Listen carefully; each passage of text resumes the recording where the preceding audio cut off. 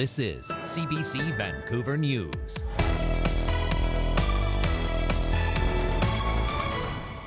We can't blame it on safer supply because that has been very limited.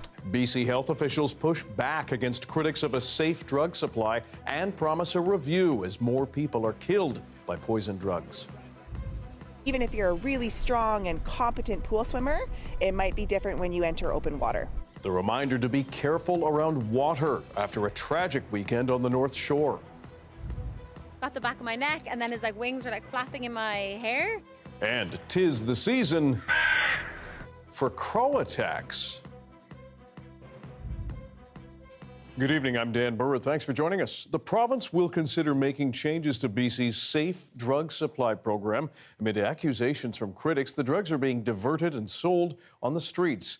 As Mira Baines tells us, the review comes as more than 800 people have been killed by toxic drugs in BC so far this year. BC government officials are pushing back against critics of harm reduction strategies aimed at preventing overdose deaths. Facts must take precedence over partisanship. Provincial Health Officer Dr. Bonnie Henry spoke directly about concerns over hydromorphone. It's prescribed to help prevent drug overdoses as a safe alternative, but critics say it's falling into the wrong hands. We can't blame it on safer supply because that has been very limited. Very small percentage of the hydromorphone that's prescribed is under that program. Henry admitted clinicians are raising concerns too about safe supply, and a review of the program is needed. In some cases, hydromorphone isn't strong enough to meet needs and is being traded or sold. The program needs to be reviewed given the situation that we are in right now. Last week, the federal Conservatives took aim at the federal government's harm reduction policies, but focused mainly on safe supply. They argued more funding for treatment and recovery programs is needed instead. BC's coroner Lisa Lapointe says that fentanyl, an illicit illegal drug, is leading to more overdose deaths, so an alternative is needed. Fentanyl and fentanyl analogs have been implicated in the vast majority of deaths related to drugs in British Columbia. Child and Youth Representative Jennifer Charlesworth also defended the program. We aren't seeing any indication in our data and the stories we track that youth are using from diverted safe supply. The coroner says about 6 people per day are dying across BC due to illicit drugs. Advocates for safe supply say the program may need to be expanded to include other drugs. Or sometimes they start you on something that may not be as high potency as others, and just to see how you take to it. And if it doesn't work, then we need to have more substances involved to help people as well. There's no clear timeline for when the province's review will be complete. Mira Baines, CBC News, Vancouver. BC has now passed a grim milestone in its wildfire history. The Donnie Creek wildfire fire in northern BC is now one of the largest ever on record. You're looking at videos shot by the BC Wildfire Service showing the extent of that blaze. They say it's now burning more than 2,400 square kilometers, about the size of Metro Vancouver. Those fighting that blaze say they have to use unique techniques to try to get it under control. Morgan Bogeen. I'm a fire behavior specialist trainee as well as an ignition specialist trainee. Prior to any ignition operation commencing, we have an ignition mission plan. So the ignition mission plan ensures that the burn will be successful. So we're looking at what resources will be required to hold the ignition lines, what resources will be required to light the fire, whether it be hand crews or aerial ignition, or in this case we used a heli torch. A helitorch, basically what it is a 45-gallon drum of gelled gasoline that the pilot has suspended under the helicopter as he flies along. As we give him the command to, he pulls the trigger on the remote device, which shoots the jelly gasoline, which is ignited out the end of the nozzle and into the treetops. It's a very quick ignition as compared to some of our other devices we use. The helitorch is very quick to ignite, especially in the black spruce, which is what we need to maintain control of our ignition operations.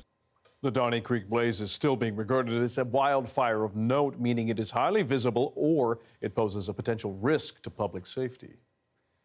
As our weather turns hot across the province, life-saving experts are urging you to be very careful around water, no matter how calm it might look. That warning comes after a young man drowned on the North Shore this weekend. The Life Saving Society says he is the 7th victim this year. As our Premji explains, a situation can turn tragic very quickly. A quiet lake most commonly used for fishing or hiking around, but not for swimming, turned into the spot where a 26-year-old Burnaby man tragically lost his life this weekend. It was here at Rice Lake that a few friends decided to come hang out over the weekend. But on Saturday, one of those friends drowned in this water. A bystander and a friend tried to jump in and save his life. The victim actually went underneath the water, was under the water for up to 2 minutes, reports are. One friend went in to help him. Another bystander heroically jumped in, and between the two of them, they were able to get into a rock that stuck out of the water close by. They were able to start some compressions. Soon after, emergency services and fire joined in the rescue efforts. Where they went in was forested and, a bit of a sharp transition into the lake. So yeah, definitely an unusual spot to find people swimming, and not one of our more common spots for water rescues. After an hour of trying to revive the young man, he was pronounced dead. Officials say he wasn't a particularly strong swimmer, but experts say even if you're a really strong and competent pool swimmer, it might be different when you enter open water. And they have some warnings for anyone heading into the water this summer. Can you see the bottom of the lake or the body of water that you're swimming in, or does it get a little bit darker, which may indicate a drop off? So doing a bit of a site orientation wherever you're going to be around water is really important to just know your surroundings. The Life Saving Society says it's heartbreaking when a day of fun turns to tragedy, and they're pleading with British Columbians and visitors to know the risks before heading out, because it could save a life, even yours. Zara Premji, CBC News, North Vancouver. Surrey RCMP say a one-day blitz at Guildford Mall led to the arrest of 26 people, from teens to adults in their 40s. One man who was arrested for stealing from 2 separate stores initially, and then he was released on an undertaking. Within an hour and a half, police yet again encountered this same person, and he was arrested from stealing from a 3rd location. He's been released from jail again, but police say he is now banned from the city of Surrey unless he's going for a court appearance. More than $5,000 in stolen merchandise was recovered, including food, cosmetics, electronics, condoms, candy, even clothing. Mounties have recommended 15 charges. You will eventually be allowed to enjoy an alcoholic beverage if you like and are an adult in some Burnaby Parks. Tonight, that City Council approved a pilot project for 4 green spaces. You should be allowed to drink at the parks as long as people are responsible for their actions. There's a place to drink and party and everything. Like, parks are meant for families, for children. Adults will be allowed to drink in certain parts of Confederation Park, Central Park, Keswick Park, and Edmonds Park. It's not exactly clear when the pilot program will start. The city's medical health officer warns even moderate drinking can have serious health consequences. Well, 'tis the season to look up and keep your wits about you outside in Metro Vancouver. Crows are at it again, dive-bombing people. It's an annual, if not unnerving ritual, as corvid parents guard their young. And as Liam Burritt reports, these aerial avian attacks are an experience few people are raving about. The faces say it all. It's crow attack season. All over the Lower Mainland, people are getting swooped, swiped, dive-bombed. They're getting beaked up, and they're beaking off. It was so intense. I was terrified. Yeah, they just dived down, got the back of my neck, and then his wings were flapping in my hair. All over the city and beyond, the website Crow Tracks is recording dozens of attacks. In the past couple of days, the crow attacks have been peaking. And they started about a month ago, but just in the past few days, it's really picked up. So those crows are busy out there. All this corvid carnage might remind you of a horror film. Alfred Hitchcock's The Birds, in color. But it's actually a story of passerine parenting. Turns out crows are the ultimate helicopter parents, vigilant, defensive, and commanding the sky. I think right now they're very worried parents because this nesting season is a very vulnerable time for them and their babies. While they're on the ground right now, learning how to fly, they're kind of hopping around. They're trying to warn people off and trying to prevent any type of danger to their little ones. So they'll often swoop down, they'll fly very close, they may even brush the back of your head, but they're really just trying to stay away. They're even buzzing crow fans like Erin. I'm thinking about it from their perspective. As an anxious parent, they're repeatedly telling me to stay away from their babies, and I keep coming back. And while lots of innocent passers-by are seen as threats, there are risks to these fledglings. They're easily, picked up by cats. Dogs will grab them, give them a good shake.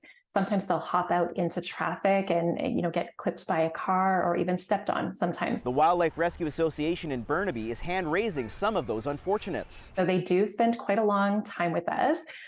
Because crows are so intelligent, they learn a lot from their parents, which means that they're more difficult for a rehabilitator to care for. We have to be very careful about making sure that our faces and everything are covered when we go in so that they don't associate people with food. So if you're in the crosshairs of these protective parents, the advice is to change your habits to stay away from nesting spots, or carry an umbrella, and have a bit of sympathy for these poor crows. Anyone raising little ones will tell you that parenting is murder. Liam Britton, CBC News, Vancouver. Still with outdoors, just a few days in, and already the province's money for BC's new e-bike program has been snapped up. Yasmin Gandam explains why. When the BC government's e-bike rebate program went live Thursday, the government website crashed unexpectedly. They received 4,000 applications in less than 8 hours, with just 9,000 rebates available for all of BC. We have more people come inside the store to ask about the rebate program. I think a lot of people right now is registered from the government website. Stores like Enoch in Vancouver's West End neighborhood have been flooded with orders, but the concern is not getting approved for the rebate and having to return the bike. People want us to assemble the e-bikes. It also have some fees, some costs. So those things cannot be refundable. So I will suggest people, if they can, apply first, get approved first, and then come to the store to buy their e-bikes. But there are many applicants worried about riding it out. Those who purchase e-bikes before receiving rebate approval won't get one. I heard from a lot of customers saying that they are currently applying and they are on wait list. They don't know how long they need to wait. The popularity of e-bikes has programs launching all over. The city of Coquitlam has an e-bike and e-scooter program debuting this month. 450 e-scooters and 130 e-bikes will be available to rent in the city centre. But groups who have been advocating for more funding towards promoting bike usage say priority needs to be given to vulnerable groups. Not only the ministry need to provide subsidies for buying an electric assist bike, but they also need to provide subsidies for other needs like adaptive bike that people with mobility needs need to buy so that they can also get to places by bikes. And those bikes tend to be a little more expensive. So there needs to be a bigger grant for people with those needs. Bike store owners say it's at least giving prospective riders the opportunity to try the bikes. So a lot of people cannot before will think about it's too much to purchase. Once approved for a rebate, residents have 30 days to purchase an approved e-bike and claim their rebate. Even though applications are now closed, the wait list is still open for people to pedal forward. Yasmin Gandam, CBC News, Vancouver. Recording history. We're going to tell you how students at Langara College are marking National Indigenous History Month. Stay with us.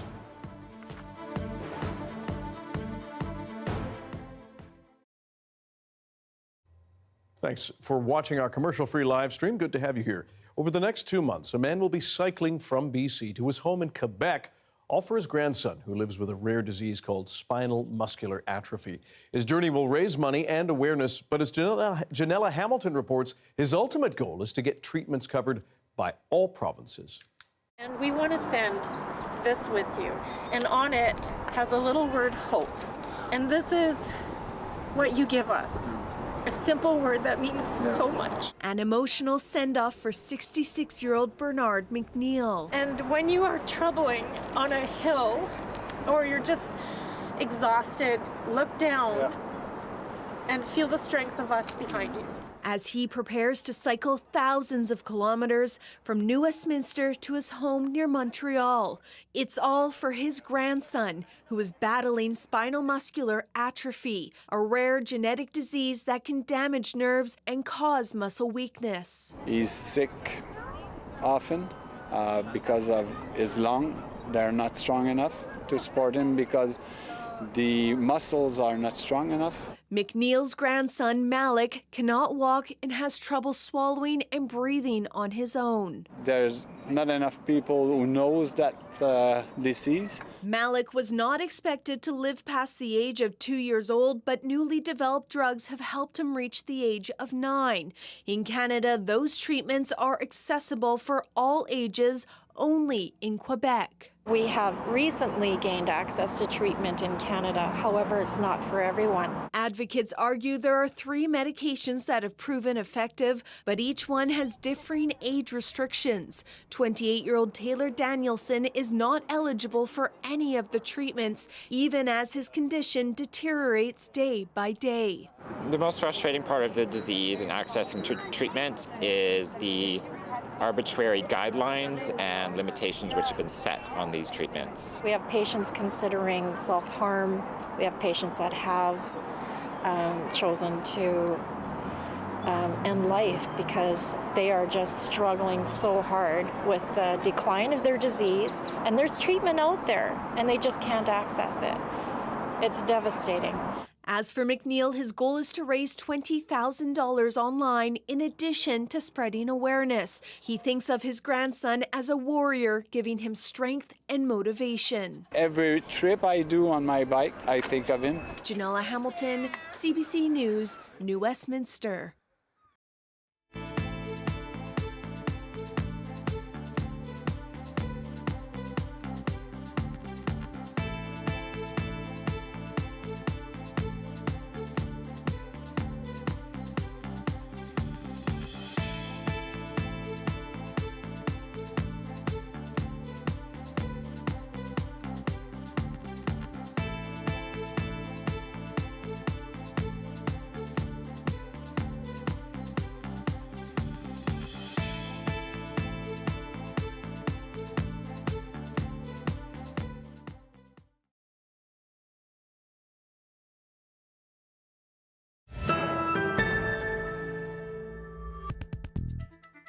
June is National Indigenous History Month in Canada, and at Langara College, a new program is pairing students with elders to write memoirs of residential school survivors. And as Janella Hamilton reports, a set of those memoirs is now being published.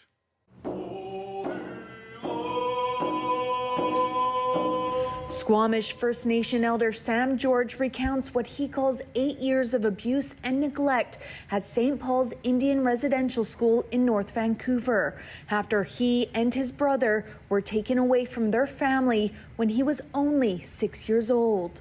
The first day, like grade 1, I seen 2 brothers get beat up by a nun quite severely because they were speaking their language. George says he barely survived his experience, and it wound up leading him into a life of addiction, crime, violence, and incarceration. I went to Ocala prison at 15 years old. Very scary place. Now he's sharing his story in a memoir called The Fire Still Burns: Life in and After Residential School.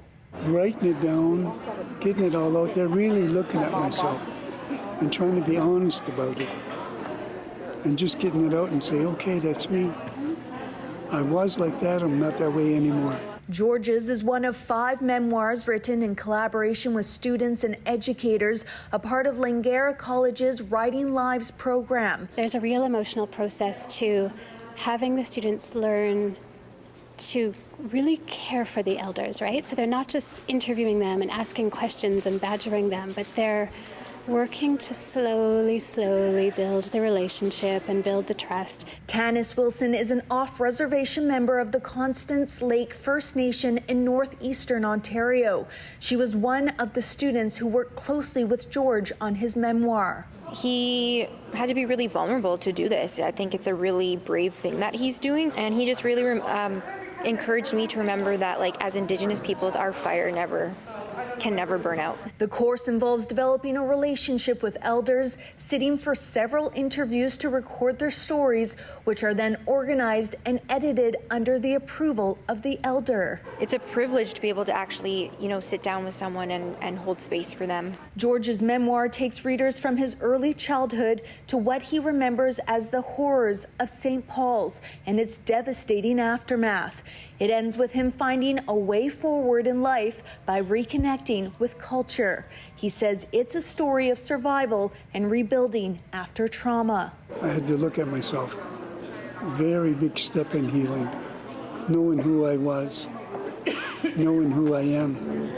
Janella Hamilton, CBC News, North Vancouver. This year is particularly special for the Squamish Nation here in BC. It is set to celebrate 100 years since it was born from an historic merger.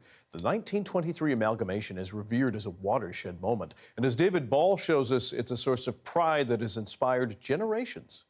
It's a huge day for Squamish Ochomeo, which is our Squamish Nation community. As National Indigenous History Month kicks off, Squamish Nation remembers the very day a century ago that their ancestors formally joined together.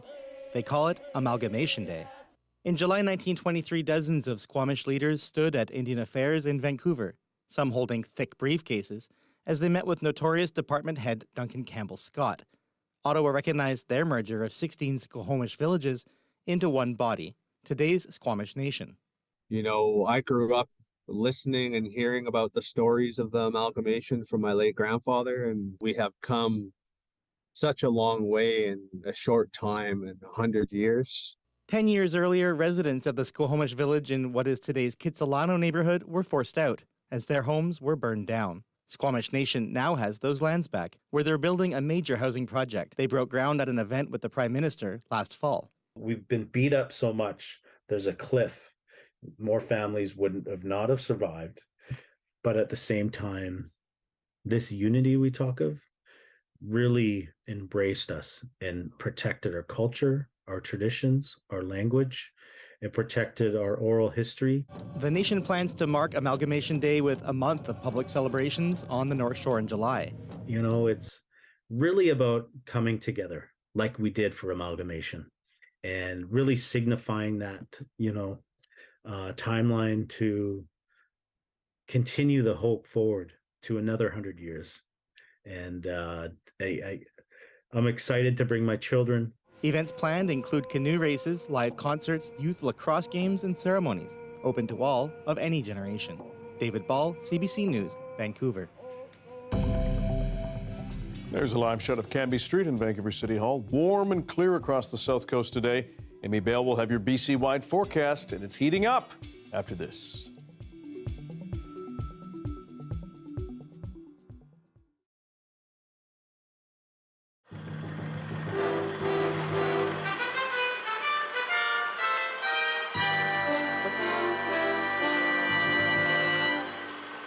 Rope!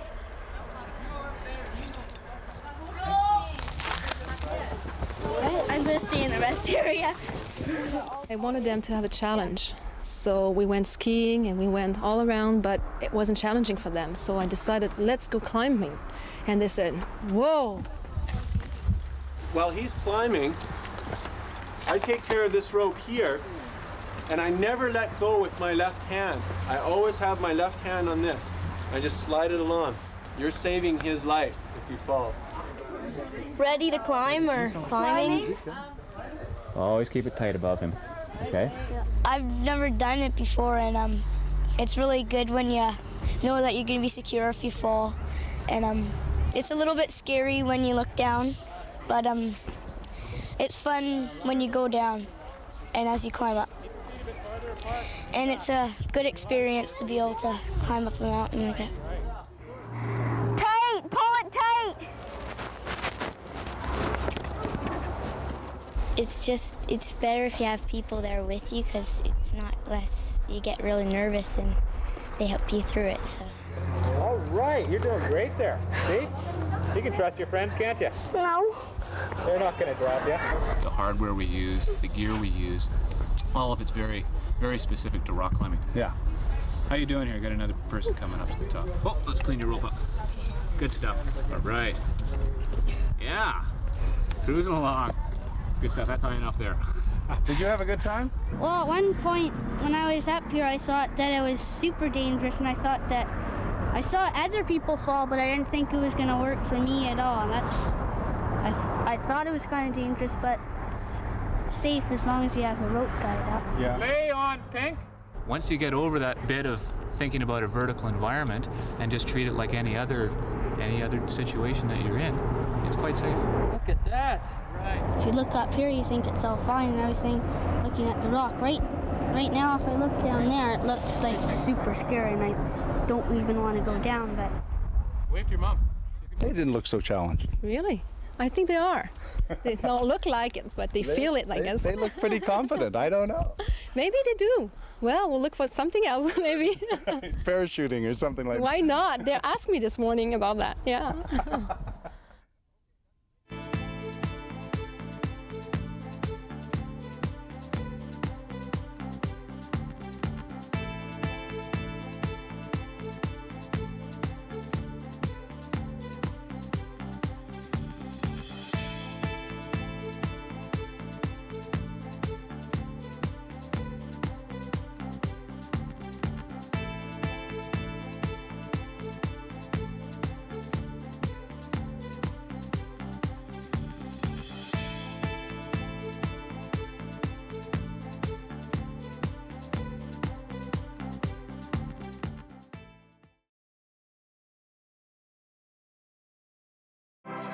Hi, I'm Amy Bell, and here's what's in your CBC Vancouver inbox. The Talking Stick Festival 2023 Summer Reverb celebrates National Indigenous History Month from June 1st to July 2nd. A variety of performances will wow audiences in film, theater, dance, and music. For more info and tickets, visit talkingstickfest.ca. And CBC British Columbia launches the Herb Original, a new podcast for Indigenous History Month. All episodes are available now on CBC Listen. The weather update is brought to you by Direct Buy Furnace, installing the most reliable heating and cooling brand. It's hard to stop a train.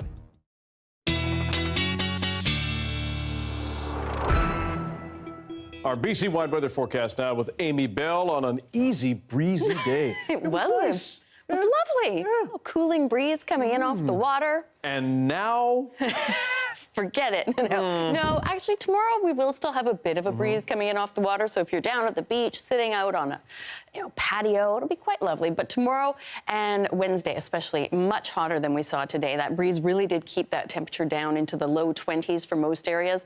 But we will see it ramping up close to 30 degrees, especially out in the Fraser Valley. But it has been just wonderfully clear all day. And we are still feeling the effects of this ridge of high pressure that's for the most part keeping the entire province very clear. We did have a bit of precipitation earlier, but this will be sort of dissipating. We're left with a few days of just very hot temperatures and clear skies right across the board. We do have some precipitation making its way towards us, clouds at least for many areas, but we will not see much in the way of accumulation. We do have some showers possible on Friday and Saturday for many areas across the province, but it is not going to be enough to really tamper down that fire risk. So we'll just have to keep an eye on things. Obviously, things still remain very dry without any significant rainfall yet this month. Tofino, 24 tomorrow, 27 in Comox. And then, yeah, as I mentioned, we're looking at 30, 31 as you head out into the Fraser Valley. And any breeze that we see will predominantly be closer to the water. So you're really going to feel the heat the further out you head. We do have a chance of showers in Dease Lake, Prince Rupert, a mix of sun and cloud. And same story for Port Hardy. And looking nice and warm as you're making your way through the interior and then out through the Okanagan and the Kootenays. 5-day forecast, that was a pretty easy one. As I mentioned, 30 degrees inland. Wednesday, a little bit warmer. Slightly cooler Thursday, and then, yeah, Friday and Saturday, clouds and a very slight chance of some showers. I'm really glad it timed it out for the weekend. Much cooler. That is amazing. It is, yeah. Thanks. You're welcome. That is your late news for Monday. Thank you for joining us tonight. For news anytime, check our website, cbc.ca/BC. Your next local news is on the early edition on CBC Radio 1. It starts tomorrow morning at 5:30. Have a good night.